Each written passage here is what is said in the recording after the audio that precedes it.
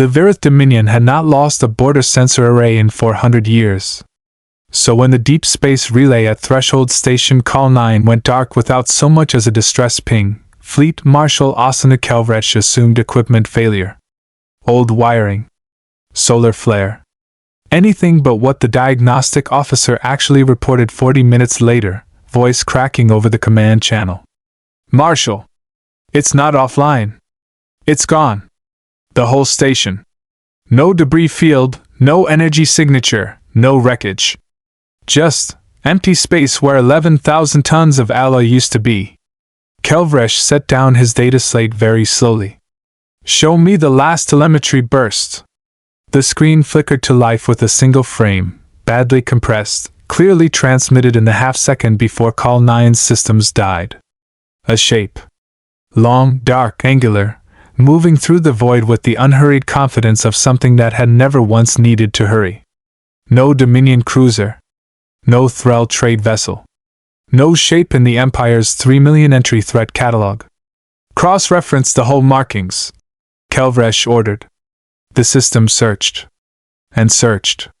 And then, almost apologetically, returned a single result, flagged in Dominion archives under a designation nobody had updated in over a century. Species of origin, Terran. Status, quarantined. Threat level, minimal. Note, primitive, fragmented, not spacefaring beyond local system. Kelvresh read it twice. "That assessment," he said quietly, "is 130 years old. 200 million kilometers away, aboard the UNS Frank Delgado, Captain Renee Castillo stood on the bridge with her arms folded, watching a wall of silent, patient sensor data scroll past. She was 51 years old, silver threading through dark hair she kept cropped short out of pure practicality, and she had been in fleet service since the reclamation wars ended, since humanity had crawled out from under a century of quiet, deliberate containment and discovered, with a rage that still simmered under polite diplomatic language, exactly who had been keeping them in that cage. "Report," she said. Her tactical officer, a broad-shouldered man named Isaiah Whitlock, didn't look up from his console. "Confirmed destruction of the listening post. Clean. No survivors detected, no return fire logged. They never even saw us power the lance. Casualties on our end? 0, Captain. We're still ghosting their sensor net." Castillo allowed herself the smallest exhale. Not relief. Humans didn't get to feel relief yet, not with what was coming, but something close to grim satisfaction. The Delgado wasn't just a battleship. She was the first of her class, built from technology humanity had reverse-engineered out of a derelict Vireth scout vessel that had crash-landed in the Pacific 11 years ago. Technology fused with human stubbornness and 40 years of humanity quietly, furiously catching up. Her helmsman, a lanky 26-year-old named Dominic Farrow, glanced back over his shoulder. "Captain, with respect, we just gave away that we exist. That we're out here. Was that the plan?" "That was exactly the plan, Lieutenant." She stepped toward the viewport, where the black gulf of space held nothing but starlight and the promise of an empire that thought it still owned the silence. "For 100 years they told us we were alone in a dead solar system. Told the rest of the galaxy we weren't worth the fuel to conquer. Contained us like a disease instead of meeting us like a people." Her jaw tightened. "They're about to learn, we noticed." Marshal Kelvresh convened the Threshold Command Council within the hour, projecting a hasty tactical briefing onto the chamber's curved display. 9 provincial commanders stared back at him from their respective sectors, faces ranging from skeptical to openly dismissive. "A single unidentified vessel destroyed a listening post," said Commander Ithravas, arms crossed, unimpressed. "This is being treated as a fleet-level emergency because the vessel matches a hull profile recovered from a Terran world," Kelvresh said. "A species we quarantined for its own supposed protection, Commander. A species we have not meaningfully surveyed in over a century because our own reports insisted they posed no risk. They were savages fighting each other with chemical explosives." Another commander scoffed. "Even if a handful of them scraped together a warship, one vessel is not an invasion." One vessel destroyed a station our sensors never even saw approaching, Kelvresh snapped. It did not attempt to communicate. It did not attempt to flee afterward. It simply finished what it came to do and left. Silence settled over the chamber.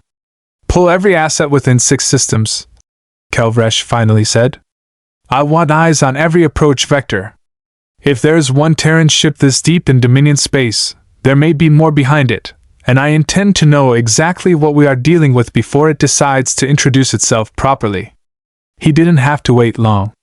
9 hours later, 3 more Dominion outposts along the same border arc reported total sensor blackout within minutes of each other. Not destroyed, Kelvresh realized with a cold twist in his gut, but silenced. Jammed. Blinded.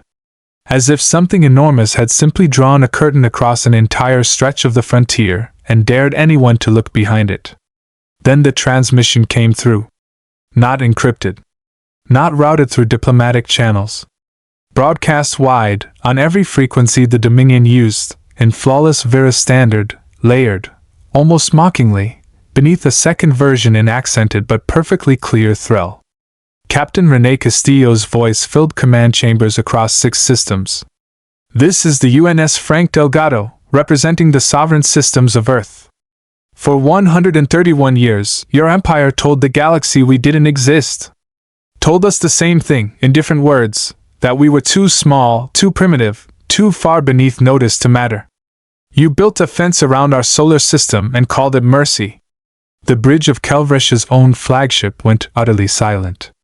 We stopped fighting each other. We built ships. We learned everything your derelict scout accidentally taught us, and then we built something better. We are not here to conquer you. We are here because pretending we don't exist was never going to work twice. A pause. When she spoke again, her voice had lost every trace of formality. You have 300 vessels burning hard toward this position right now, and every one of you thinks you're about to make an example out of one lucky human ship that wandered too far from home. The tactical display in Kelvresh's chamber updated in real time, and every officer in the room felt the floor drop out from under them. Frank Delgado was not alone.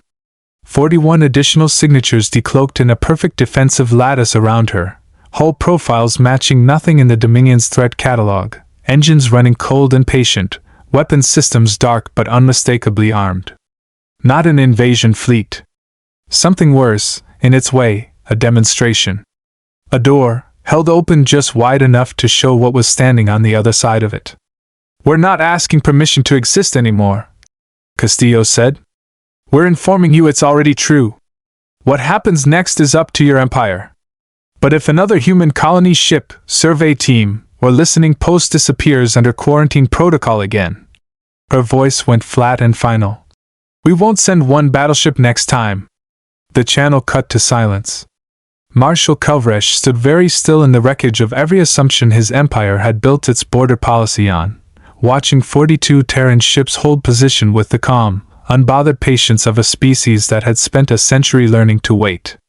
Stand down the fleet, he said quietly. Open a diplomatic channel.